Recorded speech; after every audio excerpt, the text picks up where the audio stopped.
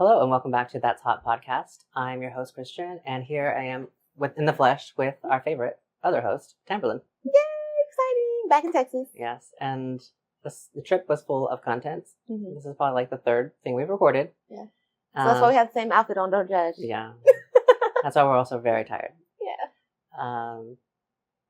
This one also is going to get published probably before the Edith Head one. Mm-hmm. So look out for Edith Head. Yeah. Yeah. And possibly some, on my shorts at least, I will post our club experience from Oklahoma. Oh yeah, for sure. It was a riot. It was fun. Yes. So today we are going to discuss our interpretation of what luxury means in the fashion space and kind of all of the little insidious parts that come around that. Yeah. So like we were talking about luxury. Mm-hmm. Well, I think I randomly texted you one day, and just because we had previously mentioned about the whole Dior scandal. Oh, yes. But for y'all who didn't listen to the previous episode, go listen to it. Yes. But also, Dior is being sued because their bag costs less to produce than, of course, what they're charging for it. But exorbitant. Yes. Exorbitant. So it's like between $53 and $57 to produce the Dior classic bag that basically everybody had at this canvas tote.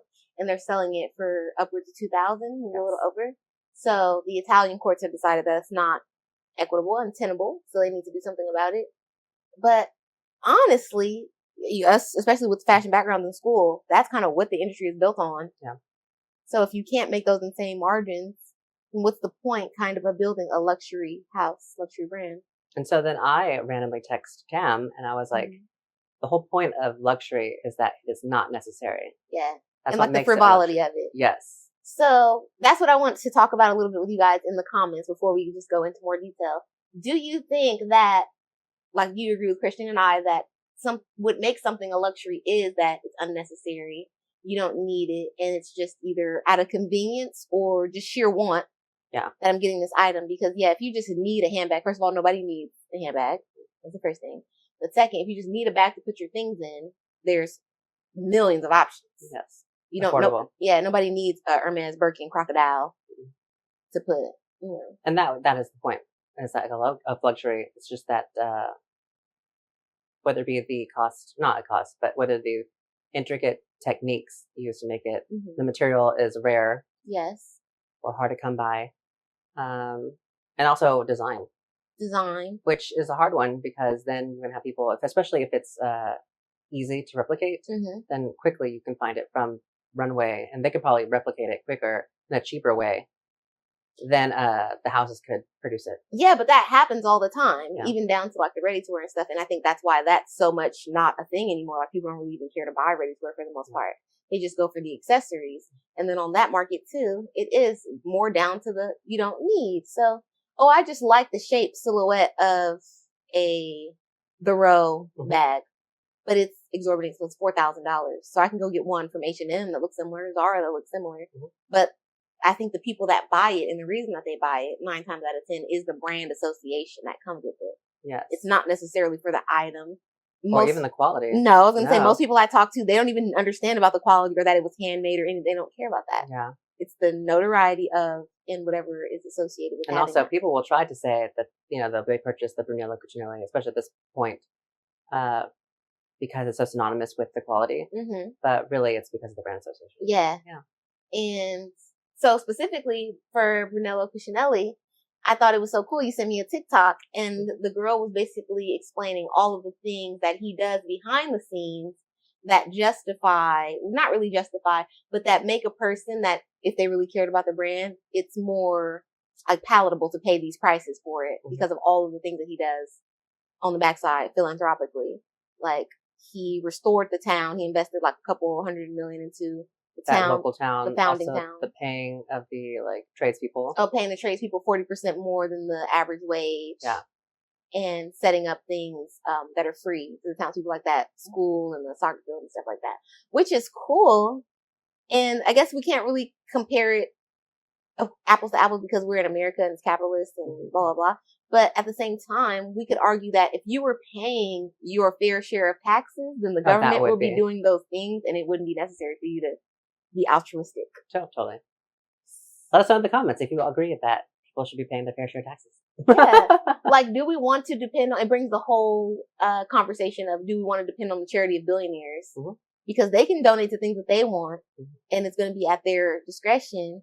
Whereas a person like a Jeff Bezos, he's not paying taxes. Everybody knows that he's notorious for it with Amazon, under the guise of creating jobs that also don't provide a livable wage for people. Right. But the bulk of your money, even if you do charitable things, is going to all the space exploration, and that does not benefit anyone on planet Earth. No. So, like, what is the point of that? Like, if Hermes said, "Oh, we have a space program. Cool. We're donated to the colonization on Mars. We want to be the first luxury brand on Mars." So we're selling to nobody there. Yeah, so we're donating a lot of money for that. Yeah. Or other brands that we talked about that had like a scandal. No, we already talked about that, so we can't bring up like Dolce & Gabbana again, not paying their taxes. Yeah. But okay, so Chanel, they're notorious for raising their prices every single year. Mm-hmm. But even diehard Chanel girls have noted the quality decreasing recently, to the point where they're saying they're not buying any new Chanel. They will go to the resale market, or they will purchase just another brand. They rather get, if the average Chanel bag is $6 to $7, I could just get a Birkin. Yeah. So what do you think about that, of the whole raising the price to keep, I guess, the exclusivity? This is perfect, because we've had a very fashion-filled weekend. Mm-hmm. We just came from Neiman's, and one of the sales associates, I'm trying to remember her name, but anyway, I couldn't remember.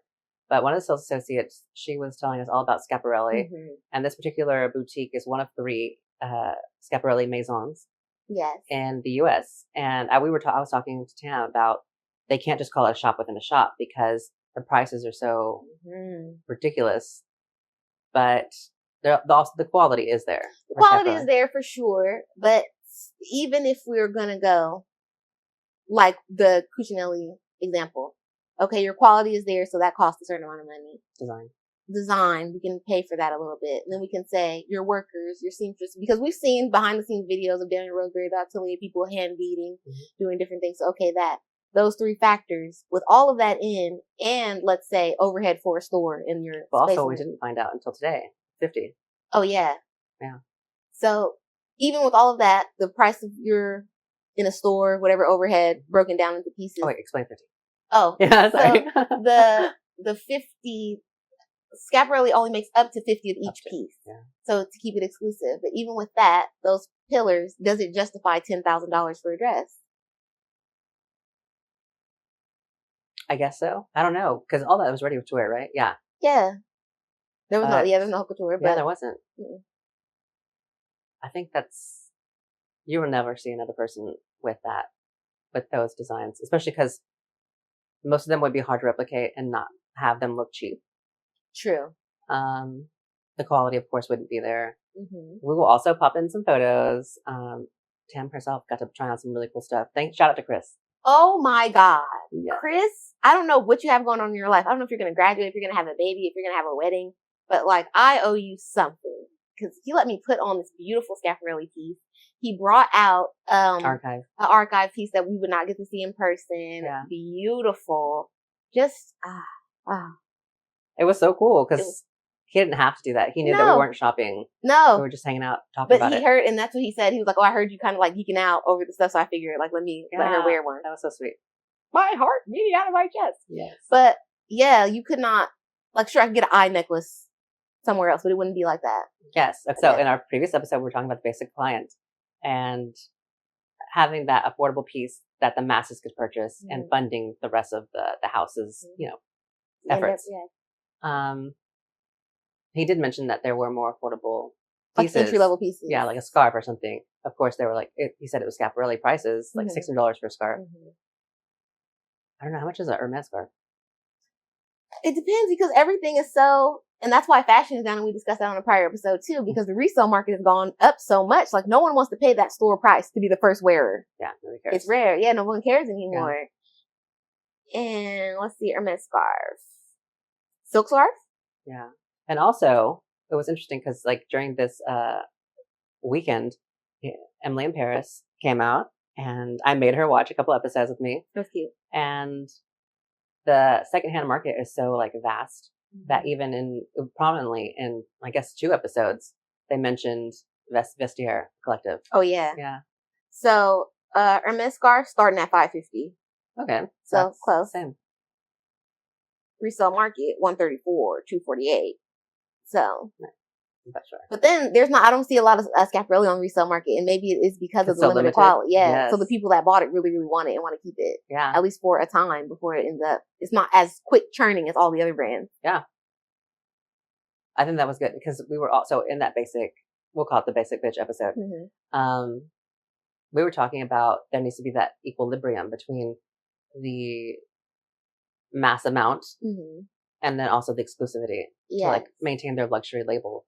I think that's a good way that Schiaparelli is doing it because like producing up to 50, that's so good. Because that's another thing that I, even as a person who, I'm not filthy rich, but there are things I could sacrifice or I could not do this and that to get a piece that I really like. You don't need your eggs. Yeah. Mm-hmm.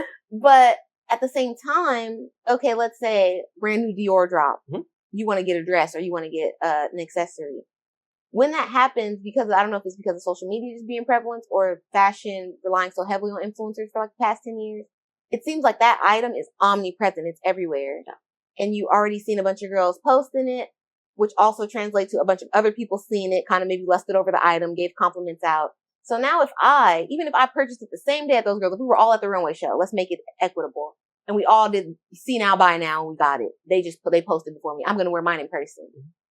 A wedding or something. I go out.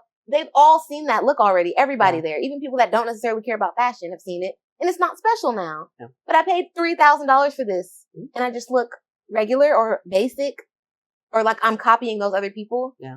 It takes away. So I think a lot of brands did. And when I was younger, I used to be annoyed by it. Like, oh, why don't they have an online boutique? But I think a lot of people were strategic in not doing that because it does add an extra layer of. Because Chanel doesn't have a boutique, right? They sell online now. Oh, really? Yeah. Maybe not everything, but. Yeah. And then that's another thing we were talking about with the store within the store aspect, like of a Neiman's or a Saks. What draws a customer to shop there over going specifically to the Chanel boutique? Mm-hmm. Sometimes maybe proximity or convenience, but other times you would have to have something special in that location to draw people just to come there. Yes. So I know there are limited drops, and you guys can let me know if you know more, but I know like in certain countries though, this bag can only be purchased in Dubai, in Tokyo, or this is a limited edition Hawaii collection for Chanel. But other than that, what makes any of it special? Right. And this kind of, because one time we went to New York, and you mentioned it earlier, but like everything can be purchased online. Mm-hmm. So like if it's not that exclusive to this particular boutique in this town, mm-hmm. what makes it special? I could buy this anywhere. I don't have to go to Paris. I can just sit at home mm-hmm. and buy it. Well, I can't, but somebody can. Yes, somebody can. Yes. And not even just, I can buy this online. The experience and stuff is kind of demoted a little bit. You're not going to feel special because there are going to be other people posting it, even if they bought and returned.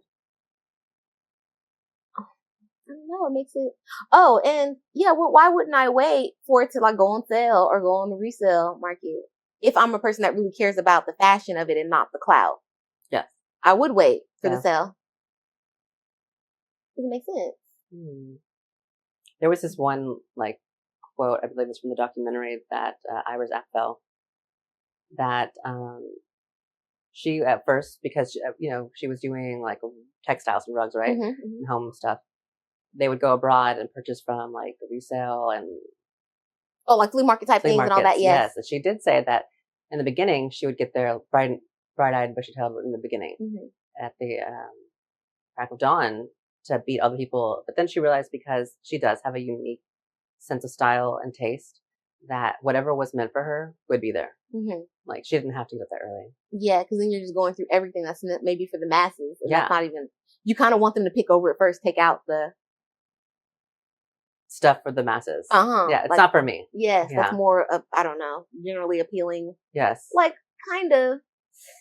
And I know this may ruffle feathers, but all of a sudden, I noticed it more with social media. Of course, it was out before if you were like into interior design and you got maybe Elle Decor or different magazines.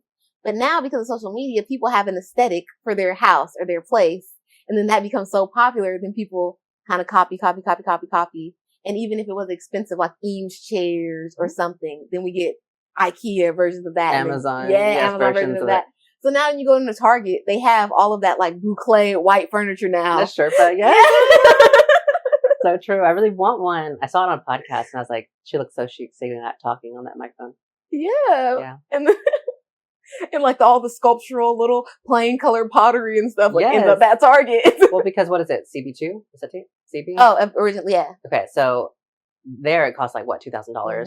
At Target it's like $20. Yeah, and of course it's like shorter and it's like polyester. Yes. Okay. Or not whatever expensive form of ceramic. This is like glass, mass produced. Yeah. But the average person that's just trying to get the look, they don't care about the artist that threw these pots. Yeah. They just want the look of it. So for the next, a future episode, we need to talk about personal style. Across the board, like from your fashion to your home. Yeah. Well, because recently I went to Waco, which is the home of Magnolia, Chip and Joanna. Yeah. And so one of my friends mentioned that, that certain aesthetic that everybody was trying to go for. It was like that, I don't know, granola, very like white, neutrals. But like country influence, exposed wood. Yeah, but so it's like that, but they're trying to do it chic. So it's like a minimal palette. Yes. And then like woods and like earthy, very grounded. But at some point it became less about, or too sanitized. Mm-hmm. So at some point it's just like bland and like there's no color, there's no aesthetic, no personality. No. And I saw a whole TikTok about that when a guy was saying because of that, the whole everything being bland or neutrals or all of these specific aesthetics about things. He's like, no one's house shows their cultural influences anymore. Oh. Like you used to be able to go to a person's apartment and you can kind of walk in, this might be me, whatever. This is a black person's apartment or a Mexican person's apartment because of what they have up or religious iconography, whatever. But now everyone is so like living in a model home. Yeah, it's true. Living on a set for like the concept that they maybe don't even make. Yeah. It makes sense if you want a very like that kind of aesthetic if you're a content creator. Yes. Because you want whatever you're doing to stand out. But if you're living.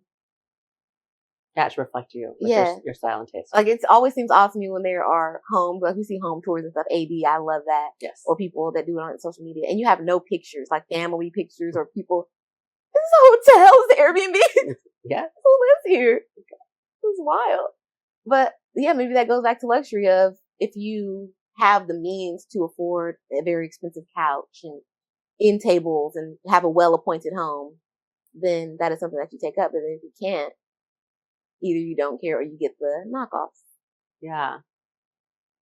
And then I guess at that point it goes into, democratization. Mm-hmm. But then it's like cheapening the original. And then also yours is not going to last as long as the original. No. You also probably, predictively, your style is probably going to end up changing whenever that thing goes out of style. Yeah. You're going to throw that away. Mm-hmm. It's going to end up in a landfill and you're just going to be on to the next trend because it's not your actual style. Yes. And not even just your actual style. You didn't buy it for the purpose of that. You bought it to kind of fit in. Yeah. So that may be the next sad level of capitalism of, it's really going overramped to an extreme level. Yeah, now I'm even changing my house out. Yeah. Based on trends. Oh, there was somebody I knew in a previous lifetime. Mm-hmm. And they were renting their furniture. Like their... From like rent to own? Yeah, no, not even that. So it's kind of like a subscription service. Another subscription Oh, I've heard of this. Okay, yes. And so they were subscribing to their couch and their bed. And then at one point, I don't know, I spoke my mind and I love to interject my opinions. I was like, didn't it make more sense instead of buying a subscription to just pay for the stuff outright and get actual, maybe something that's not as nice, but you own it and it's yours. And it's not on your budget. Yes, not coming out monthly. Did you pay for this side table this month? Yeah. Speaking of that, I don't know if any of you guys remember True Life on MTV. I used to be so obsessed with that. And it was a show. That's why I said rent to own first. Because that's, if you live in a poor area, you've seen rent to own. Yeah, that's right. Very predatory. Yeah. But the girl, she was like a shopaholic. She had a problem. She was buying all these designer clothes, whatever, designer glasses. But all of her stuff was rent to own. And she would be hiding in her apartment because the rent to own truck would be outside, coming to repossess her bed and her couch. Oh my God. Oh, you had a good point, which you should tell everybody about subscription services, and I guess about Gen Z Oh, yeah. So I watched a very cool YouTube. If I can find it, I'll link it below. But they were talking about subscription fatigue. So they're saying people in Christian and our generation, for millennials, we have subscription fatigue because it's just too much. And I know every person can relate to. Maybe you're between paydays because for the most part, most people live in paycheck to paycheck now. And you have plans for this allotted money, and you'll go to sleep and you'll wake up and like Hulu and Apple Music and everyone took their money. Adobe. Yes, Adobe. Adobe has taken your money. And then it's, what are you going to do? It's already gone now. Yeah. And you do subscribe to that thing. So like you want to cancel. And even if you cancel right now, you can get your money back. Yeah. So, and it puts you in a cycle. So we get annoyed by it. But then the younger generation, it was saying they have been socialized to accept this because that's even how you can have things. So they don't have as much mobility. Like everybody knows the economic situation. But at the same time, they were talking about the dangers of that because, for example, my brother's 21. He's in that prime generation. Let's say he has subscribed to everything. His streaming, his furniture. You don't have a car because they're saying, oh, you don't need to own a car. You can do Uber, you can do Lyft. You subscribe to your groceries. You got HelloFresh, all these different things. You can have Stitch Fix, boxes bringing you clothes. But if you lose your job or you experience any financial hardship, you're unsubscribed from your life. Yes. That was crazy. What can you do? Nothing. You're closed out. And then recently, at that point, can he start a new free trial of a new life? Oh, yeah.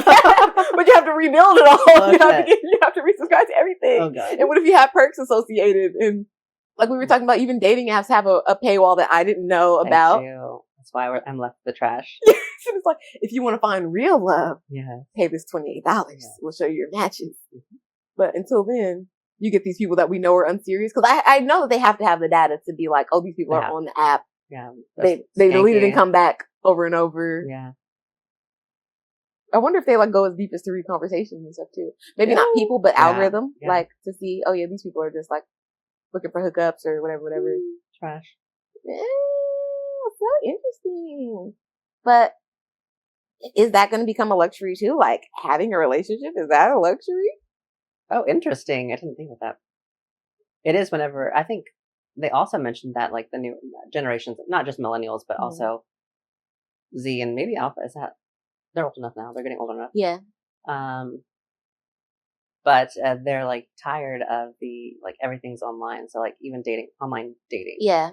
But then it was something that you said that they also don't know how to interact in real life. No, because they feel like it's awkward or everything is basically it's too self-conscious from not being out in social situations and not like facing rejection or facing the feeling of feeling awkward in a person's face when you said something stupid or you told a joke that wasn't funny and getting that reaction. Yeah. Where in our time that would like be character building and you would learn social interaction. Yeah. Yeah.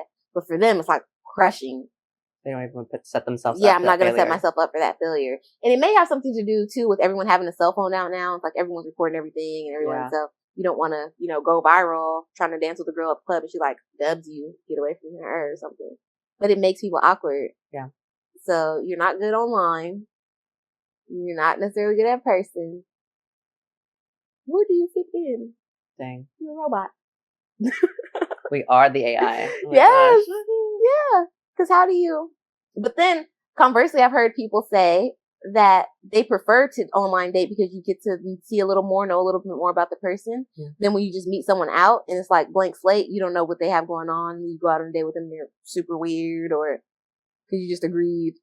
Well, then, yeah, that's true. But also like with us, because we have like this podcast, besides that, our own YouTubes. Yeah. You don't have to deal with it. But somebody recently, when I was chatting with them, I sent them a TikTok, and so like they then found my YouTube and then my whole life, and it's just not equitable. Like information, but it's my own fault. But is it really though? Because it's not like I'm not hiding anything. Yeah. But you're not exposing yourself in any way. The other side, the other party, right? So, like you could fake get to know me. I guess. It's so crazy. But final thoughts on luxury. It still exists. I feel like they have to figure out how to do it right. Mm-hmm. And Schiaparelli is a good model. Definitely. I think they just need to refine a couple of things. And they mentioned that they have no plans for further expansion in the U.S. They're going to open a couple more boutiques. In Asian markets. 2 more, and that makes sense just to have something on that side of the world. Yes. And that's good. I feel like that'll keep with exclusivity. Oh, another thing that they are doing to keep their luxury is, half of, so let's say it's up to 50, but let's say for these purposes they made 50, 25 stay in Paris at that boutique, and then the other 25 are dispersed out around the world. So that goes more to your point of, if I can muster up to 12 to 15,000 for this Schiaparelli look, and I go out in Los Angeles or I go out in Dallas, I know no one else is gonna have it on. Nobody. So yeah, you're paying for that. I guess it's the closest thing that you can get to haute couture for ready to wear line. Yep. And that does bring value. Totally. And they're collectibles, like they're pieces. Very much collectibles. That's what I was thinking when I was in there. Like, maybe even because they're so memorable, you can't wear it multiple times. Yeah. Oh, and then, so what I think about, like, previous, like, 1950s, 40s, Dior or Balenciaga, what we think of as, like, the new look or whatever, like a Balenciaga look, those pieces could, if they were separates, could be worn on multiple occasions. They weren't, like, statement pieces. Yes. But whereas a Schiaparelli, that is, like, a wearable art piece, and it is more of a statement. Maybe they would have to figure something out, because, like how you say, you can't wear a statement piece repeatedly. No. Yeah. It would, and not even about the outfit repeater thing. It would just be weird of you. Like, oh, here she is coming in her eye dress again. Yeah. And so they have to, because and then go back to the whole thing about luxury. The whole point of it is it's unnecessary. But it's enjoyable, and it should be like wearable art. Yeah. And whenever you get like a Dior piece that's being sold for a very expensive price, but it is a basic canvas bag, it is no longer, it's not only is it not necessary, it's not thoughtful or artful. No. Yeah. And especially, it's just capitalism. It's just capitalism, and especially when it's like a mass production. Yeah. Because they're like, that's not even special. So I get it. Okay, the Schiaparelli bags, we were talking about that. Insanely expensive. But same thing, you're not going to go out and see everyone with that bag. Yeah. And so it kind of does. If you are seeking exclusivity for the price, it makes more sense to go that way than the other brands. And it's sad that we can't think of, or that there are no other heritage houses that operate like that. Yeah. Especially because, like, the only other thing I could think of, like, heritage houses, like, everybody's doing, like, mass things. Especially, like, Balenciaga's now doing sportswear. Not even sportswear, activewear. Activewear. Yeah, sorry. YSL's good clothes, but everything's still, like, mass produced. Yeah, and they're slowly, in my opinion, becoming like an accessories and beauty company more so than clothes. Yep. So yeah, you guys need to take a few pages from Daniel Roseberry's book, or just the Schiaparelli, because maybe he's not in charge of the rules. But that would help. Let us know in the comments what you think the fashion, what do you think the future of luxury fashion is? Yes, we would love to hear your thoughts. And let us know maybe some other topics you'd like to hear us discuss. We're very knowledgeable about fashion, clearly. We were let into a museum, we got media passes. We're officially fashion journalists. Yes. Yeah. Have fun. Thank you so much for watching another episode of That's Hot Pod. We'll see you next time. Bye. Don't forget to follow us on all the social medias. It's at That's Hot, HAUTE pod. Thank you for following. Yeah. Bye. Bye.